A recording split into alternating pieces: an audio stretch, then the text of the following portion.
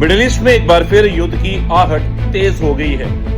America और Iran के बीच लागू सीजफायर अब बेहद कमजोर दिखाई दे रहा है। हॉर्मुज स्ट्रेट, जो दुनिया की तेल सप्लाई का सबसे अहम समुद्री रास्ता है, अब फिर तनाव का केंद्र बन चुका है। अमेरिका का दावा है कि उसके 3 guided missile destroyer USS Rafael, Peralta USS Mason और एक अन्य युद्धपोत अंतर्राष्ट्रीय समुद्री मार्ग से गुजर रहे थे। इसी दौरान ईरान की ओर से मिसाइल, ड्रोन और तेज रफ्तार छोटी नावों के जरिए हमला करने की कोशिश की गई। अमेरिकी सेंट्रल कमांड यानी सेंटकॉम के अनुसार सभी हमलों को समय रहते इंटरसेप्ट कर लिया गया और किसी भी अमेरिकी जहाज को नुकसान नहीं पहुंचा। हमले के तुरंत बाद अमेरिका ने जवाबी कार्रवाई शुरू की।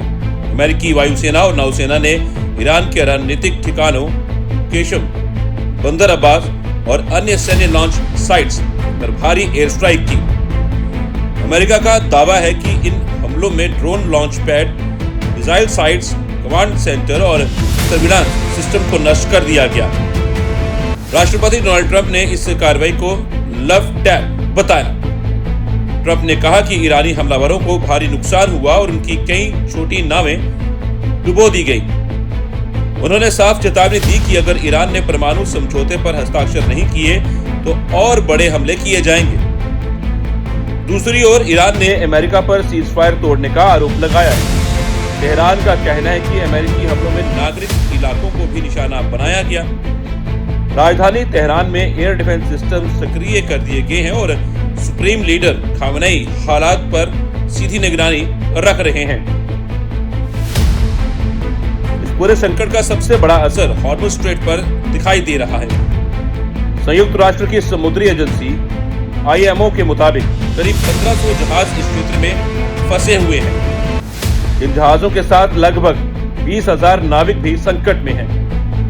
तेल, गैस और वैश्विक सप्लाई चेन पर इसका सीधा असर पड़ रहा है। ब्रेंट क्रूड $103 प्रति बैरल के पार पहुंच चुका है, जबकि WTI में भी तेज उछाल देखा गया।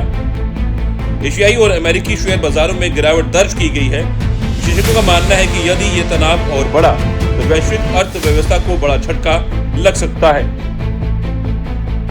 इस बीच न्यूयॉर्क टाइम्स की रिपोर्ट के अनुसार अमेरिका और ईरान 30 दिन के अस्थायी समझौते पर बातचीत कर रहे हैं। इस प्रस्ताव के तहत दोनों देश सैन्य कार्रवाई रोकेंगे और हॉर्मुज स्ट्रेट को फिर से व्यावसायिक जहाजों के लिए खोलेंगे।